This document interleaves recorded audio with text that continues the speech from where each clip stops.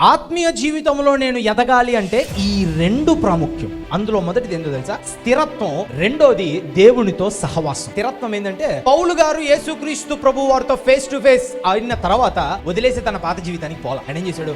యేసుక్రీస్తు ప్రభువే దేవుడు. హి బిలీవ్డ్.